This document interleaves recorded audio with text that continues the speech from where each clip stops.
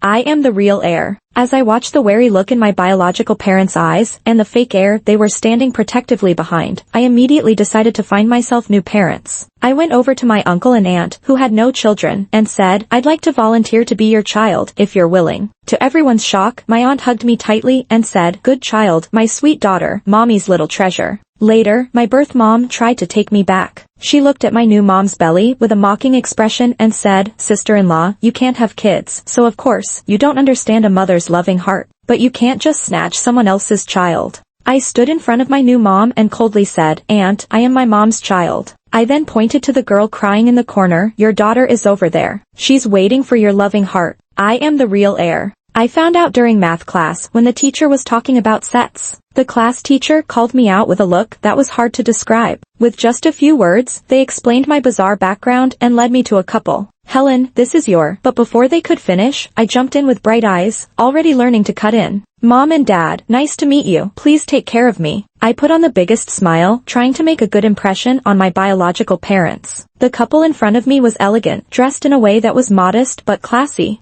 And that lady looked at me with tears and so much love. In that moment, I knew I, Helen, had found my home. The years I spent fantasizing suddenly came true. I wasn't my parents' child. Like I said, what kind of parents would be so biased? 2 eggs left, one for the older sister, one for the little brother. Can't they sauté them into scrambled eggs? Or make egg drop soup? The middle daughter can't have a bite. Since I was 4, I imagined that one day my real parents would come in a pumpkin carriage to take me home. Now I've found them, and nobody's gonna stop me from eating 10 eggs at one meal. My parents would totally spoil me. I was so thrilled. I let out a little squeal. Good child, you've suffered, the lady said, hugging me tightly. I blinked, suddenly feeling a bit teary. Mom, I'm not suffering. Hearing that, Mom cried even harder. Dad, standing by, was getting a bit teary too. I waved my little hand. Dad, come over here and join us for a hug. Our family is finally together. Dad straightened his tie, seeming calm but actually rushing over in 2 strides. I basked in the warm embrace of family, grinning from ear to ear. Real parents, they were the best. Aren't you Helen's uncle and aunt? I suddenly opened my eyes wide, looking towards the class teacher who asked. I frowned. I watched as the people I thought were my parents slowly let go, the warmth retreating instantly. Their faces showed an awkward embarrassment. Helen, I'm your aunt, and this is your uncle. We've come to take you home today. I frowned tightly, almost biting my lip raw. So I mistook them for my parents? I didn't get in a pumpkin carriage, but instead my uncle's luxury car, heading home. Only when I stepped into the big house did I realize being the real heir meant being really rich. My aunt gently held my hand as I walked, step by step, into the He family home. She pointed to a couple in the living room and said to me, Helen, here are your mom and dad. I bit my lower lip uncertainly, looking at the man and woman opposite me and the girl about my age they sheltered behind them. The woman approached me with a smile. Helen, I'm your mom.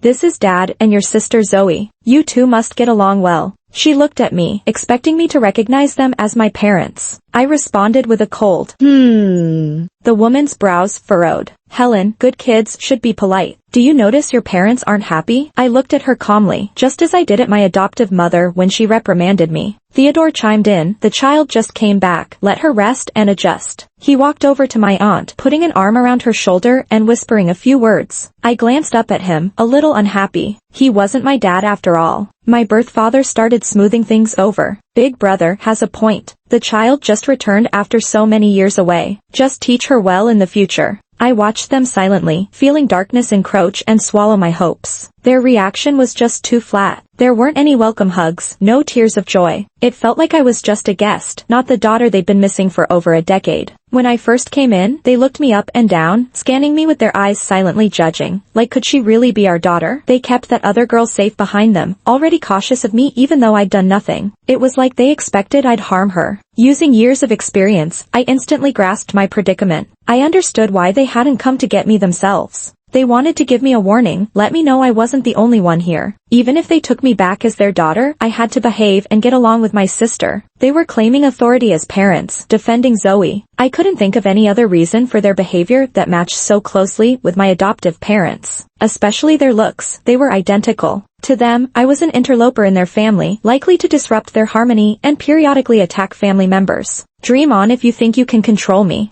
It was our first meeting, might as well be direct. So, I went for the attack. I was planning to put on a show, but now it seems unnecessary. I pointed my finger dramatically. Who is she? Is she my adoptive parents' biological daughter, the real Helen? The girl in the long dress, obviously pampered and spoiled, was visibly startled and hid behind someone else. My biological mom's expression changed instantly when she looked at me. I gave her a challenging look and firmly stated my demand. It's either her or me in this house. You choose. You didn't pick me up on the first day home because you were with your precious daughter. I guess blood's thicker than water, I sneered, shaking things up. Getting along with Zoe? No way. I made it clear that I'm not a people pleaser. Even if I didn't initially have anything against Zoe, I'm starting to dislike her now. Kids not getting along is a sign of bad parenting. What's wrong with you? My mom asked sternly. How did your parents raise you? And your hair like some tomboy. She blocked Zoe from my view, glaring at me like a mother lion protecting her cub. I shot back. They raised me with beatings for disobedience and yelling if I talked back. Care to show me how you raised your daughter? She can't even greet her sister. I folded my arms, looking at her coldly. Expecting a girl who fights her way through life to grow long hair and wear pretty dresses? She's got to be kidding. One good hair pulling and I'd be done for in a fight. They say I'm rude. They're the ones lacking manners. Who needs a lousy family like this? I hoped for better parents, but never mind. I'd rather have none. I turned and was ready to head back to school. I've got $200 saved up for expenses. No idea how much a ticket back costs. What a waste of time. Just as I muttered under my breath and walked off, someone picked me up for a 180-degree spin and carried me back. This is your home. Where are you going? My uncle set me down and patted my head gently. Stubborn, I faced away. This isn't my home. I'm going back to school. I'm just starting high school. Studying is important. Don't waste my time. He firmly held my shoulders, keeping me from moving. Seeing me struggle, he lifted me off the ground. My legs kicked in the air. This is your home. Looking at the living room filled with indifferent biological parents and the frail, crying girl they sheltered, my anger boiled over. It is not. What parents would abandon their kid? I held back tears, refusing to cry in front of these people who don't love me. Tears are pointless, just showing weakness. You've been spoiled outside.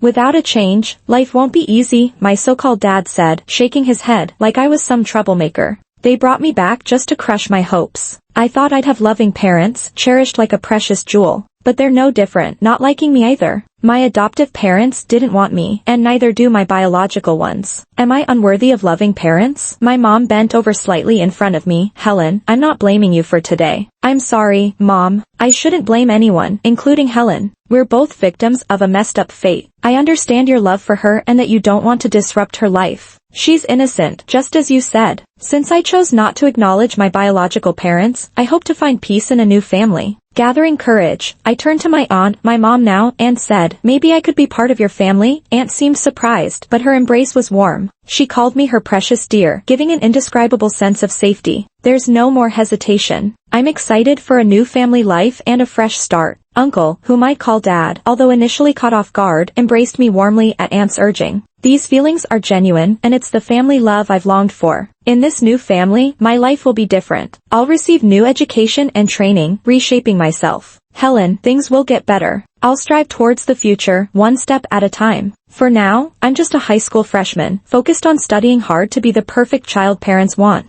I've always been smart, obedient to teachers. They say, knowledge won't betray you, what you learn is yours. My best path is to study well. I'm content with my new school. Nobody knows my tough past here. I'm just a cheerful girl from a loving family. I go to school joyfully, hang out with classmates, quick-wittedly solving problems, becoming loved by all. They shyly offer snacks, apologizing for taking up my time. But helping them learn is me learning too. Yet happiness fades when Zoe and some guy block my way to the car. Who'd have thought Mom arranged a ride to school with two people? When the car door opened, my annoyance piled up and I took a few steps back. Helen, don't leave. Hearing Zoe's voice annoyed me more. I kicked a little stone away. Didn't you hear Yo-Yo calling you? My arm was grabbed by the guy, and I clicked my tongue. Yeah, so what? Not my problem. I grabbed my phone, ready to call my mom and complain. But this guy snatched it away. Taller than me, he held it up so I couldn't reach. I kicked his knee. The phone fell and crashed on the ground. The look on his face wasn't friendly. I figured out who he was. Are you okay, bro? Zoe asked, rolling up his pants to check, but he stopped her. I'm fine, he said, trying to hide the pain. I raised an eyebrow, finding the brother-sister bond kind of irritating. Just get to the point and then replace my phone, Chase said through clenched teeth. Mom and Dad want you home.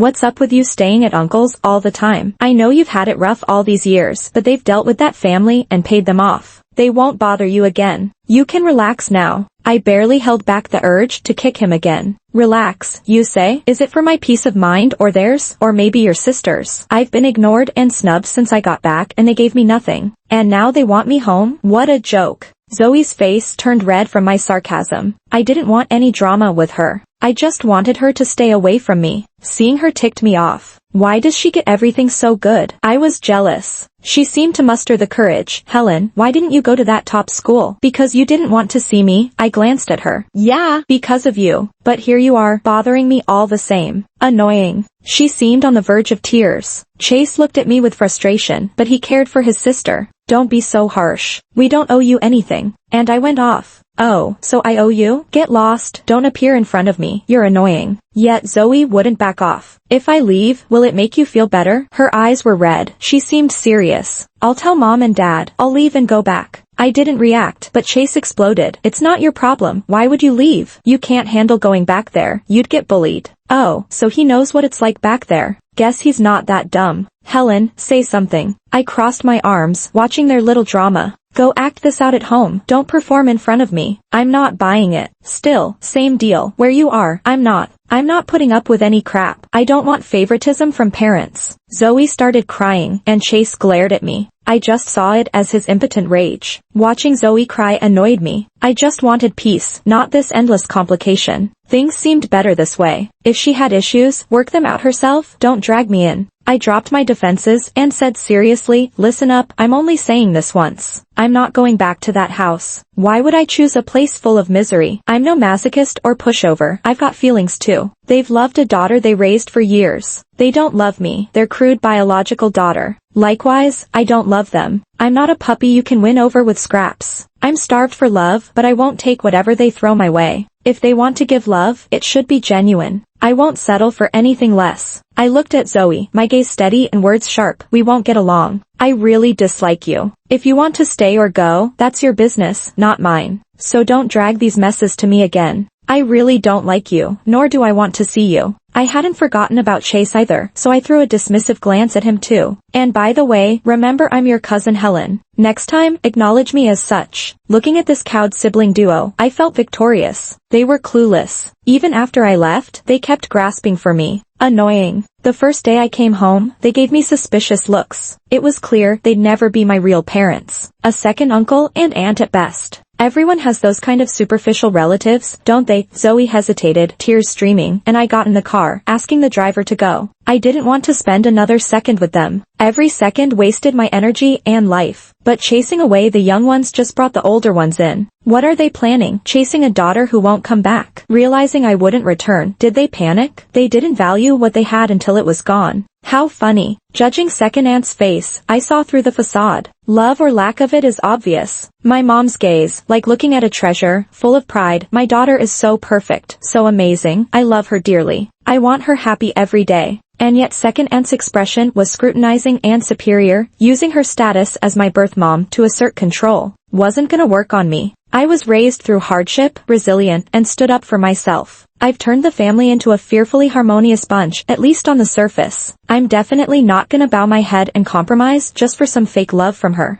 Not all parents love their children. My adoptive parents thought I was their own daughter back then, but they didn't love me at all, did they? If I were so easy to give in, I would have ended up as my sister's tool, my parents' punching bag, and my brother's scapegoat at my adoptive home. It's funny, really. My older sister, who's also treated like a scapegoat, never really liked me and went even harder on me than my brother did. It's like my suffering highlighted how much my foster parents loved her. After I handled her a few times, she backed off. During the day, I couldn't take her because my adoptive parents always sided with her. So, I'd wait until night, sneak in, and cut her hair or ruin her dresses. They would yell and punish me without knowing the whole truth, so I'd sneak in at night and paint their faces with ink. You know what? If they didn't care about shame, either did I. Hiding at home was just fine with me. Hitting or yelling didn't work on me. I was never one to listen or conform. I hate being obedient and mature. Those words mean being bullied, oppressed, and making endless sacrifices. just like my neighbor who dropped out of middle school to work and save for her brother's tuition. Her life's so predictable. Yet, she'd still talk with this sense of happiness. Helen, you don't understand. Being the eldest sister is like being a mother. It's what I should do. If I ever get rich, marry a wealthy guy, I definitely want my brother to have a big house and my parents to live comfortably. She barely had enough meat to eat yet was committed to sacrificing herself for her brother. I despise that sort of a greatness. It's like favoring boys over girls is etched into some people's brains deeply. Being the second daughter is like a curse. You gotta be sensible, give, and please everyone.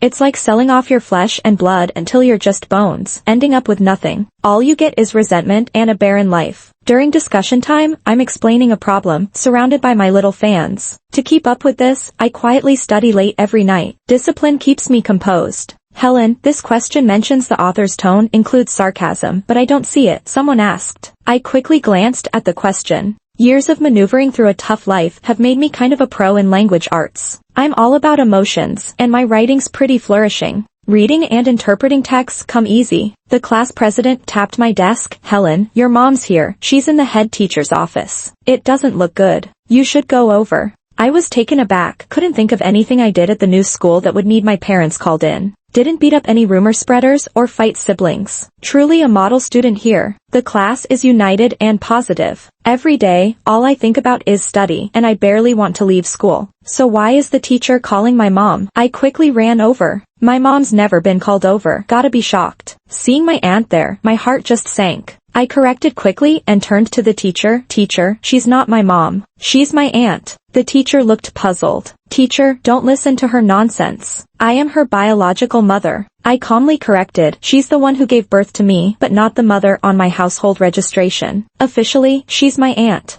I pulled out a copy of the household registration from my phone case and showed it to the teacher and nearby staff. After showing it, I carefully put it away. Then politely greeted her again. Did you forget? On registration day, you stopped our car, and I had a pleasant chat with my mom and you. I unlocked my phone, showing a family photo from that time. Here's the family photo I showed you back then. You see, me, my mom, and my dad. Such a harmonious family. Her face turned a bit green, but I acted like I didn't notice, vividly helping her recall the scene. Your daughter Zoe was right behind you at the time, and I politely pointed that out. The gossiping eyes around made her face darken. With a strained voice, she said, enough with the trouble. I'm the one who gave birth to you, and you're embarrassing yourself. I smiled, keeping my polite tone. Auntie, actually you should stop. This is embarrassing. Trying to hold back her anger, she continued, Helen, I genuinely want to take you home. I held my smile, unfazed. Then I changed my tone. Auntie, can I ask you something? Do you think being a birth mother is more important, or is raising a child more important? Please answer carefully. She tidied her hair, adjusting her posture. Birth is more important. I nodded. If birth is more important, I should go with you, then Zoe should return to the Zhao family. Quickly, she switched her answer. Raising is more important. Again, I nodded, understanding her shift. If raising is greater, you haven't raised me a day. My adoptive parents, uncle and aunt raised me, so we aren't really connected. Trying to regain dignity, she attempted to backtrack. By then, most of the teachers were in class, leaving just a few gossipers, who were shooed away by the head teacher. And so, I stopped beating around the bush. Some folks just can't understand subtle hints. I interrupted directly. Auntie, you don't really need to answer that question. Life's gotta be fair. You can't have it all. To you, whatever benefits you is what you'll go for. If you don't want to give up your adopted daughter, you'll say raising is the best. But if you want to force me to acknowledge you, obey and let you control me, then you'll say giving birth is everything. 5 Aunt was anxiously trying to explain. That's not what I meant. I reached out and quickly clamped my hand over her mouth. I didn't want to hear her out. I just wanted to speak my piece. I hoped she'd leave after hearing me go focus on her own 2 kids. Honestly, to me, real or fake heirs were like competing bugs fighting for resources. Whoever survived could have it. I just wanted to live my life. You want to keep your adopted daughter close and still have me listen to you, not disrupt the family balance. You expect me to be obedient, humble enough to beg for love that should have been mine all along. All I'm saying is, that's not gonna happen. I was polite enough not to start cursing, hoping she could feel my civility. Right on. Mom walked in applauding, eyes gleaming with joy. My heart bloomed as she entered. Mom, even my voice carried a happy wave. Mom was quick, and I adored her for that. It had only been 20 minutes since I messaged her, and she was here. She must have rushed from work. Helen, my baby. Seeing me and Mom together, Aunt's face went pale. From the second household, Helen is my child now. The patriarch agreed. You agreed too, at the last family meeting. Now you're at Helen's school, acting like her mom. What's your angle? Mom looked determined, and I felt stars in my eyes. Yup, she was fine with me inheriting everything from Uncle before. And now she wants to see me? That kind of motherly love doesn't work. Her moods change faster than bread goes stale. Sis, I just wanted Helen. I gave birth to her. For so many years, I never really got to be with her. Back then, I was just afraid she'd bully Zoe. You know what she used to do at her adoptive parents' place. I'm her mom, how could I not love her? Aunt sounded pitiful as she shed tears, but I wasn't moved at all. Aunt continued to moan pitifully. I raised Zoe all these years. I watched her grow up bit by bit. She gestured about how small Zoe used to be. When Zoe got sick, I stayed up all night watching over her day and night. She was weak, high fevers at every season change, allergic to so many things. Helen insists I send Zoe back. How could I? She's a child I carefully raised. Getting switched was Helen's fate. What's that got to do with Zoe? I worked so hard for Zoe. Why should I give her back? It's like cutting off a piece of me. Aunt poured out her motherly love for Zoe, but that had nothing to do with me. What a drama for someone I can't stand. I looked at her coldly, thoughts spinning. If switching at birth was my fate, then her own daughter not acknowledging her was her fate. Sis, you watched Zoe grow. When you couldn't have kids, you saw her as your own. You should understand my maternal heart. Hearing this, Mom hugged me tighter. I couldn't care less that Aunt was trying to provoke me about her motherly love for Zoe again. It turns out Mom couldn't have her own kids. If she did, she'd love them dearly. Both Mom and Dad were such great parents. Mom firmly shut down Aunt's logic. That's no excuse. You've been biased from the start. I ask you, you watched Zoe grow, and you can't let go. If Zoe were a child from your husband's affair, could you let her go? I listened to Mom's clever reasoning with wide eyes. When dealing with unreasonable people, you don't have to be reasonable. Aunt retorted, that's a different story, can't compare the two. Sis, you haven't been a mom, you don't know how it feels. If you were a mother, you'd understand my deep motherly love. Too bad you can't. Her eyes went meaningfully to Mom's belly. I pulled Mom behind me right away. Then Aunt accused, sis, if you can't have your own kids, you can adopt. You can't just take someone else's child. Helen is my blood, and that bond can't be cut in this lifetime. I sensed Mom's rage and sorrow. Aunt was stabbing her right in the heart. I smiled at Aunt and then launched my counterattack. Holding Mom's cold hand, I sweet-talked, Mom, I'm your little darling.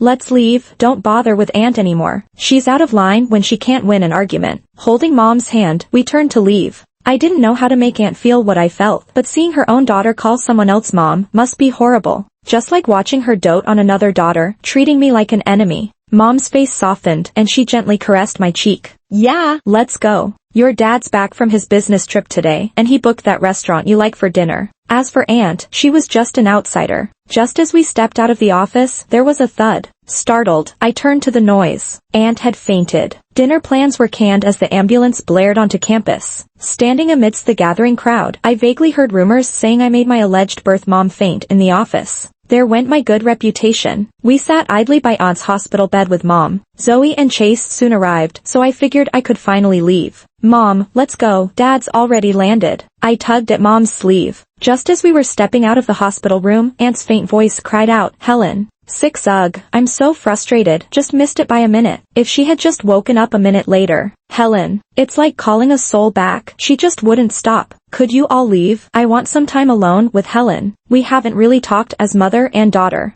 She glanced at Emily pleadingly. Auntie, please cut me some slack because I'm sick. Lucy tried to calm Emily with a smile. Emily, we'll just chat for a bit then head home. Uncle's waiting for us. When the door closed, I caught a glimpse of Zoe's teary eyes. I dragged a chair over to the bedside, staring at her. Sophia, what do you want to talk about? Go ahead. She said softly, almost trying to win me over. Helen, could you call me Mom just once? I frowned. Sophia, please be respectful and don't make unreasonable requests. I pretended to pull out the household registration booklet copy from my phone case. She quickly pressed my arm to stop me. That's the only wish your mom has. I firmly replied, no way. She couldn't help but cough a few times. Helen, I carried you for 10 months, can't you call me Mom even once? I was really annoyed by her emotional tactics. You reap what you sow. Sophia, as an adult, don't throw a tantrum. I don't have time for some you don't know what you've got until it's gone narrative. We never really spent time together. There's no bond of affection. Even if there was, it disappeared the first day we met. Sophia started coughing violently at my words. How can you be so cold to your mom? She turned away, coughing badly, leaving blood on the handkerchief. There was a bit of blood at the corner of her mouth too.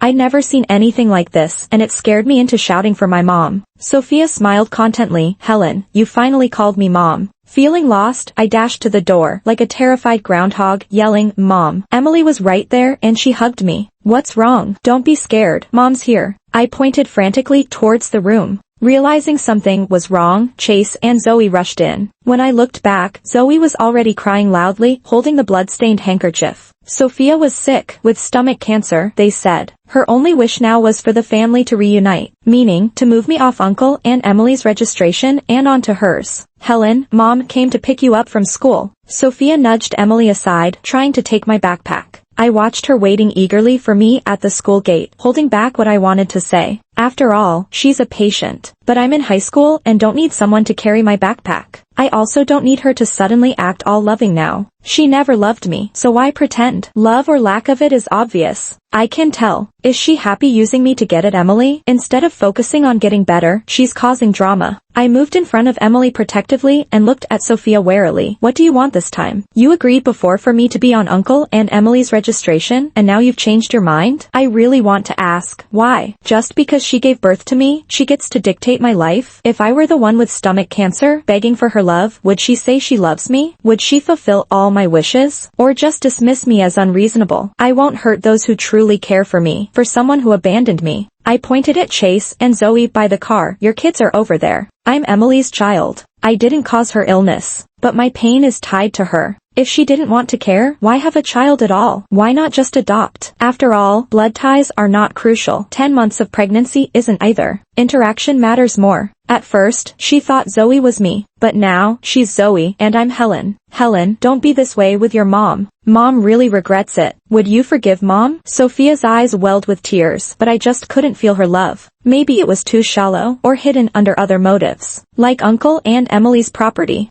Before I appeared, there was no clear heir to their estate. I think that even if I did what she wanted, she wouldn't treat me like she treats Zoe. Because I walked away, leaving her behind without hesitation, watching me and Emily being close stirred her stubbornness. She's upset her biological child is close to someone else. She envies Emily, just like I envied Zoe that day. I took Emily's hand and walked away. That evening, Sophia was hospitalized. Jack called to yell at me, and when I hung up, he kept calling back from different numbers. He even called the home phone. Missing in action before, now he's here claiming I'm your dad, criticizing me freely, trying to use his title as leverage, without even considering if he's fit for it. He even started insulting Emily for envying other women who could be mothers, saying Uncle is bewitched, choosing to stay a lifetime with a barren woman. 7 Uncle was furious, and the consequences were serious. He immediately cut Jack's project. Then overnight, he found out that Sophia was faking her illness. I was shocked. She was pretending the whole time. The stomach cancer and coughing up blood were all fake. The private hospital doctor had been bribed to put on a show. There was no illness at all. It was all a scheme to deceive me. I couldn't even focus on homework. I ran to the living room in my pajamas. Emily and I sat on the couch while Uncle, after drinking a glass of water, laid out the whole story. I was amazed. Grandpa called and told me not to be scared. I wasn't scared. With Uncle and Emily here, I wasn't afraid of anything. I held my cheeks and marveled, Sophia really went big with this. Wasn't she afraid of being exposed? Uncle chuckled as he ruffled the bare ears on my pajama hood and said calmly, who would want to mess with a cancer patient? Even if it gets exposed, she can claim it was out of desperate love for her daughter and gain sympathy. She's panicking now. A lot of people are laughing at her behind her back. She's offended too many people. Now even her own daughter doesn't acknowledge her, and your grandparents call her foolish for driving her child away. I had met my grandparents. They were nice to me, but they also hinted I should reconcile. After a couple of meetings, I didn't want to see them anymore. The balance had already tipped, and their superficial fairness became favoritism. But who am I to compete with years of feelings? I chose not to get involved. I'd rather start fresh than deal with this half-cooked situation. That's just who I am. Uncle took his time sipping tea. Emily hugged me and massaged my fingers sore from writing too much. What's the point of her doing all this? She made a choice, and then she starts causing a scene again. Uncle huffed. Second son is getting cocky now. It's good he stumbles, so he won't keep thinking about inheriting everything when I'm gone. After that night, not sure if Grandpa's scolding worked or Uncle blocking Jack's project helped, but things finally quieted down around me. But life has its twists, and people have their ups and downs. Some words are better left unsaid. They might come true. Like Sophia actually getting sick. Uncle checked it out. This time it was real. She needed a kidney transplant. Both families gathered at the hospital. The last time we all met like this was to discuss my registration. Sophia's kids sat by her bed. The best option now is matching. If we wait, the fastest, Jack trailed off, looking at me. Chase and Zoe both expressed willingness to match and donate a kidney to Sophia. Sophia's hopeful gaze turned to me. No way she expected me to step up, right? I'm not even 18 yet. If it was Emily, I'd be the first in line, but Sophia, Emily stood in front of me, blocking Jack and Sophia's view. Uncle spoke up, only Chase is 20, meets the requirements, can match. Jack frowned, adding, Helen will be 18 soon, she should too. Emily immediately countered, Helen's just a kid, no need.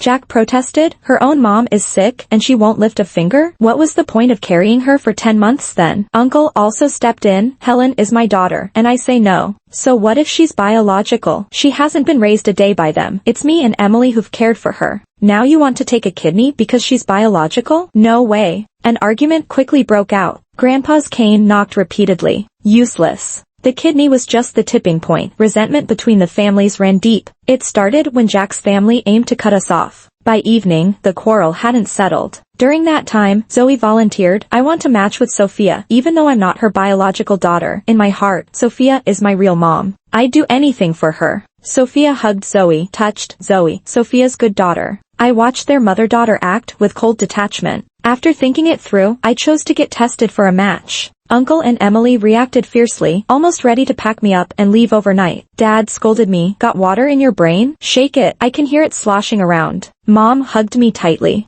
You're so young, no need to carry this burden. Whatever happens, Dad and Mom are here. I reassured them, I might not even be a match. I just don't want to owe them anything. I want to be your daughter without any strings attached. Dad sighed, why do you care for something like birth obligation? You really think giving a kidney will cut it clean? He kept poking my head. Poor me didn't dare move. I already made the decision. I want to sever ties completely. Like in the legend of Neza, returning bones to parents. I don't want to owe her anything. I want to be a complete daughter to my parents, no debts. From now on, I can stand confidently in front of them, telling them to keep away from my family. I, Helen, owe them nothing. That night, Mom tucked me in as usual, making sure the blanket was snug. I cautiously asked, Mom, are you still mad at me? Mom sighed, planting a kiss on my cheek. Helen, I support every decision you make. Mom will always protect you. Remember how I mentioned the head office is moving to City S? Once this is over, we'll leave. Our family will head to City S. Helen, all you need to do is grow up well, and we'll handle everything else. I continued acing my school tests, consistently taking the top spot in the class. Going to third high was the best decision I'd ever made. My classmates are all great. Amidst the joy, my eyelid kept twitching, leaving me with the uneasy feeling that something bad was about to happen. I've been thinking a lot, maybe it's my kidneys that are in trouble. I touched them, one on each side. They're still there, but which one would I donate, left or right? Before I could decide, the hospital results came out. The whole family was gathered again. Grandpa made the call, the kid's still young. Doesn't matter if there's a match or not, she can't donate. Uncle was about to say something but kept quiet. He'd already made up his mind. Auntie's illness might not wait for a kidney. It felt like a sword was hanging over my head, waiting for the doctor's final word.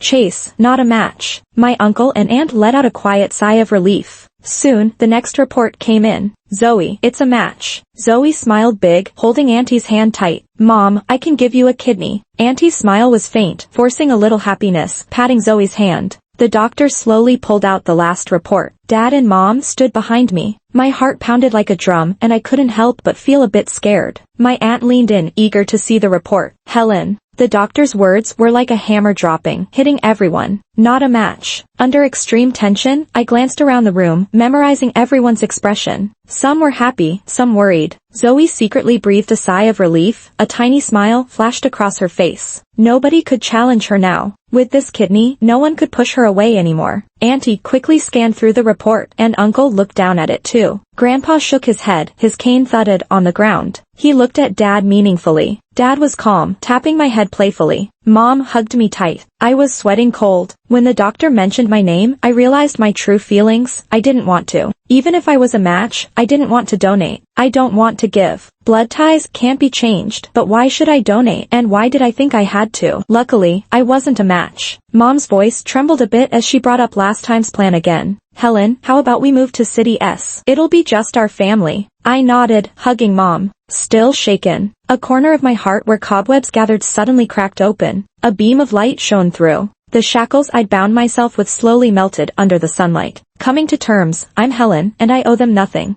No need to repay. From now on, nothing here involves me. I'll go to City S with Mom and Dad. There'll be no Helen's family, no auntie, uncle, Chase, or Zoe. Everything will be brand new, and I can set sail again. Embrace a whole new, unknown, and colorful life with my mom and dad. Epilogue, matching Dad's perspective. Helen's test actually matched. I changed the result. The name was Helen, but the actual blood types and such were someone else's. The kid's been through too much. She rarely talks about the past, always saying she stands up to bullies. But anyone with a brain can see how much she's been through to end up like this. That's why she's built walls and defenses so young. She's always on guard, not letting anyone hurt her. But genuine kindness can easily move her. Thankfully, she's now my auntie's daughter. We'll take care of her bit by bit. My little brother has always been foolish, was dumb when he was a kid, and somehow even dumber now. I can't be bothered with him. But I never thought he'd actually plot to take one of Helen's kidneys. Helen's too naive. She thinks she can repay her birth debt and end the connection. But without raising, what's the point of birth? She can't decide, so I'll decide for her. Unlike Neza, who severed his own flesh to repay a debt and was still crushed by his father's tower, my daughter doesn't need to be tied down by blood. Auntie was a step behind. She loves Helen so much, there's no way she'd let Helen get hurt. They share a destined connection. From the moment we met, I knew we were a family. Helen, even though she came at a rough time, when she leaves, her world will be blooming with spring. In this life, I wish my daughter Helen endless spring breezes, and never a worry. The end.